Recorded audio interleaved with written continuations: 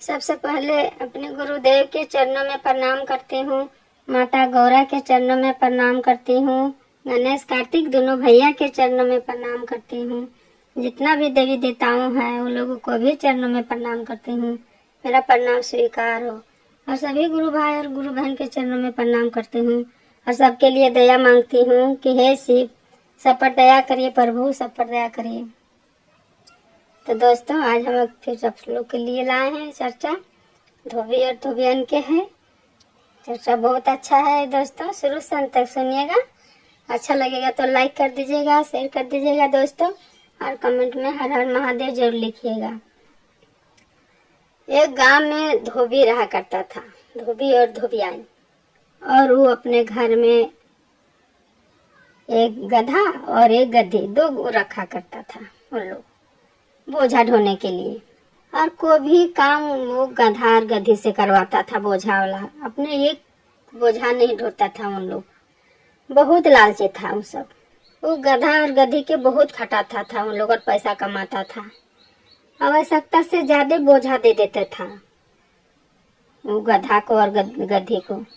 और खाना ढंग से नहीं देता था, न ही पानी देता था उन लोग। इस तरह से बहुत दिन चल रहा था। गधा और गधी था, बहुत सब दुख में जी रहा था उसका घर में। तो एक दिन धोबी का किया, कपड़ा लेके और चला गया घाट। कपड़ा पीछने के लिए गधा के ऊपर पीठ में दे दिया, गधी और गधा के पीठ में बहुत सारा कपड़ा, और चला गया लोग घाट। दोनों को खाली हाथ गया। इन लोग कोई भी बोझा नहीं ढोता था, दोनों हाथ धुनते चलता था धोबी और धोबियान, और सारा बोझा वो गधा और गधी पर रहता था। तो घाट में जब धोबी कपड़ा खींचने लगा तो वहां गधा और गधी दोनों सोच रहा था। बोला कि हे भगवान, हम लोग को खाना भी ढंग से नहीं मिलता है, कितना भूखे हैं, प्यासे हैं, खाली सिर्फ बोझा ढवाता है इन लोग, हम लोग कैसे रहेंगे भगवान। लोग दोनों सोच रहा था वहां पर ही घाट में बैठ के। वो घाट पर शिव शिष्या सब आई थी और नहा रही थी और अपने अपने में गप कर रही थी। दोनों शिव शिष्या सब जितना कोई थी सब गप कर रही थी।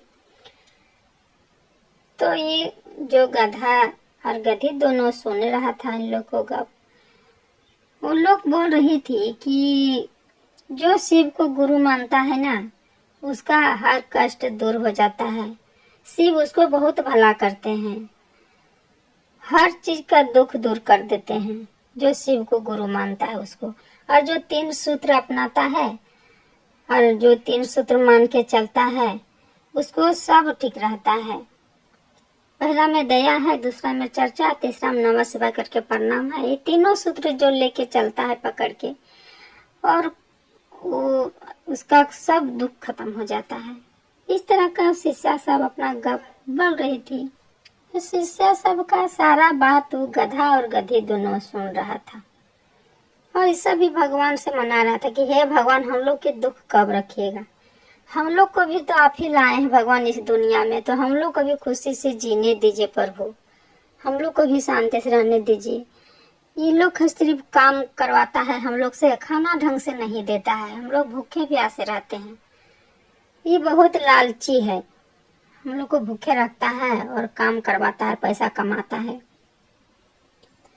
तो गधी बोली गधा से कि ये काम करिए, हम लोग चलिए भाग निकलते हैं। इन लोग दोनों कपड़ा पीछा तो हम लोग चलिए भागे जंगल की तरफ। और दोनों को जंगल की तरफ भागा। जंगल की तरफ भागा तो जंगल में शेर दिखला।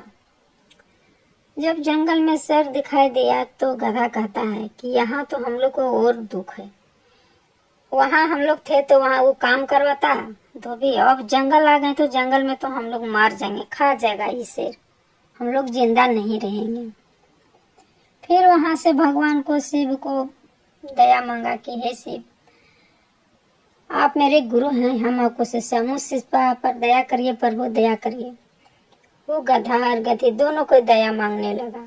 वो शिष्य सबसे जितना कुछ सुना था वो सब मन ही गधा और गधी अन्य अंदर मन से बोलने लगा, भगवान शिव को ध्यान करने लगा।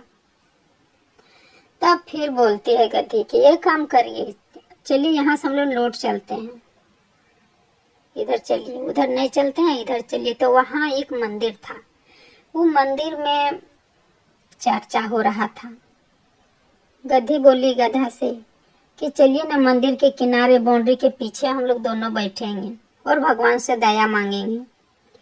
तो वहीं पर बाउंड्री के पीछे बैठ के मंदिर के पीछे और भगवान से दोनों को दया मांगने लगे कि हे शिव, हम लोग बहुत दुख में है प्रभु, हम लोग को भी इस दुनिया में आप ही लाए हैं, हम लोग पर भी दया करिए। हम लोग तो मनुष्य नहीं है प्रभु, उन लोग जैसा हम बोल नहीं पाते हैं, पर हम भी आपको शिष्य है, हम लोग भी शिष्य हैं आप लोग को, हम लोग पर भी दया कर दीजिए प्रभु। इस तरह के दोनों बैठे दया मांग रहे थे और चर्चा सुन रहे थे। वहां घाट पर में धोबियन के जब कपड़ा खींचने हो गया, तब इधर उधर झांकने लगा। देखता है कि नहीं गधा है नहीं गधी है, अब कौन ले जाएगा इतना सारा कपड़ा। बहुत दूर तक खोजा, उन लोग नहीं मिला। तब धोबियन कहते हैं धोबी से कि अब उन लोग कहाँ भाग गया, नहीं मिल रहा है, तो कब तक हम लोग घाट में रहेंगे, तो चलिए हम लोग अपने से बोझा ले जाते हैं, सारा कपड़ा ले जाएंगे। तो इतना भारी, इतना वजन था कि दोनों को ला नहीं सक रहे थे, बोझा दोनों को नहीं ला सक रहे थे। तब जो धोबिन थी उसको लगने लगा कि इतना सारा बोझा हम लोग उसको गधा और गधी से ढोवाते थे, कितना भारी लग रहा है, सोचिए तो कितना भारी वजन हम लोग ढोवाते थे वैसे उनसे। इस तरह से उन लोग सोच रहा था। और वहां भी धोबियन अपने मन से माफी मांगने लगी कि हे भगवान, हम उन लोग से कितना काम करवाते थे, कितना दुख देते थे, और जब अपने ही बोझा ले जा रहे हैं तो कितना भारी है, बताओ इतना भारी हम उन लोग से ढोवाते थे। इतना वजन था कि उन लोग लाने नहीं सक रहा था दोनों को। तो वहां रास्ता में भी इसी तरह मंदिर भेटाया। तो मंदिर में धोबियन बोली अपना धोबी से कि ये काम करिए, यहाँ रख दीजिए, कुछ देर तक बैठ जाते हैं, आराम करेंगे तब चलेंगे। धोबी बोला ठीक है, चलो बैठते हैं, बहुत थक गए हैं, बहुत भारी है तो नहीं जा पाएंगे। वहां देखते हैं तो वहां भी शिव चर्चा, इसी तरह मंदिर में हो ही रहा था शिव चर्चा। धोबियन बोली धोबी से चलिए थोड़ा सा भजन वजन हो रहा है, थोड़ा हम लोग भी सुनेंगे, भगवान की शिव चर्चा हो रहा है कैसे कैसे, चलिए हम लोग भी सुनते हैं। तो मंदिर जा गए हैं तो वहां सब इसी तरह अपना घोषणा करवा रही थी कि जो शिव को गुरु नहीं माने हैं वो मान लीजिए, जो अपनाइएगा 3 सूत्र उसका सब ठीक रहेगा, सब दुख दूर हो जाएगा। तब ये जो धोबिन थी ये बोल रही थी मने मने कि हे भगवान, हम बहुत गलती किए हैं, हम बहुत पापी हैं, हम अपना बोझा सब गधा और गधी से ढोवाते थे, इतना भारी बोझा है, जब हमको माथा में बोझा चढ़ा तब हमको लग रहा है कितना भारी है, उसका माथा में था, उसका पीठ पर बोझा था, तब तो हमको कुछ नहीं बुझा रहा था, उसको हम बहुत दुख दिए प्रभु, वो गधा और गधी को हम बहुत दुख दिए हैं, बहुत बोझा ढोवाए हैं, सो माफ कर दीजिएगा, अब से हम कभी ऐसा नहीं करेंगे। गुरु भाई बहन, जब इंसान को जब अपने माथा पर जब बोझा आता है तब लगता है बोझा कितना भारी है, दूसरों को माथा का बोझा नहीं दिखाई देता है। तो इसी तरह से वो धोबिन थी, वो धोबिन जो गधा को इतना बोझा दे रहा था और सब रुपया पैसा कमा रहा था, खूब सामान ढवा के, और बेचारा ढंग से खाना भी नहीं मिलता था। जब उसका माथा में बोझा चढ़ गया तब उसको बुझाया कितना भारी है।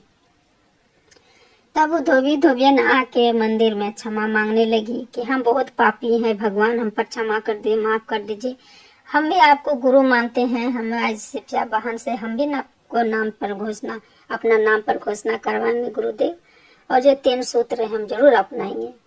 फिर वो धोबिन थी, वो तीनों सूत्र उसे अपना नाम से घोषणा करवा ली और 3 सूत्र अपनाई। पहला में दया, दूसरा में चर्चा, तीसरा में नमः शिवाय करके प्रणाम करना है। वो तीनों सूत्र मन से वो अपना ली और करने लगी।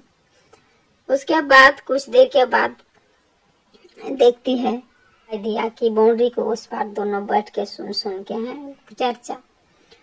जैसे धोबिन के नजर गया तो बोलती है कि जी देखिए ना, हम लोग को गधा और गधी से पीछे बैठल है, से चलिए मिल गया, अब हम लोग इससे ज्यादा बोझा नहीं ढोवाएंगे, हम लोग बहुत इन लोग को सताएं, अब नहीं सताएंगे। अब जैसे हम लोग खाते हैं उस तरह कभी खिलाएंगे, और हम लोग जैसे आराम से रहते हैं उस इसको भी तो आराम का जरूरत है, इनको भी आराम देना है हम लोग को। अब से जो हुआ हो गया, आपसे कभी नहीं ऐसा करेंगे। और खुशी से दोनों धोबी और धोबिन वो बोझा को 4 भाग की, और आधा आधा उन लोग को दी, और आधा आधा अपना दोनों पति पत्नी बोझा लेके घर आए। और दोनों को धोबी और धोबी आए, और गधा और गधी दोनों को, चारों को मिल के घर आया। घर में खुशी से रहने लगा। और धोबियान जो थी बहुत ख्याल रखने लगी गधा और गधियान को, जैसे अपने खाती थी पीती थी टाइम में, वैसे उस सबको भी खाना पीना भर पेट देने लगी। और उसका सब कुछ ठीक हो गया, सब खुशी से रहने लगा, सब घर भरल पुरल हो गया। तो दोस्तों, आज के कथा मेरा यही रहता है। उम्मीद करते हैं कि ये सुन के अच्छा लगा होगा। लाइक कर दीजिएगा, शेयर कर दीजिएगा दोस्तों। तो सब मिलके बोलिए हर हर महादेव, माता पार्वती की जय।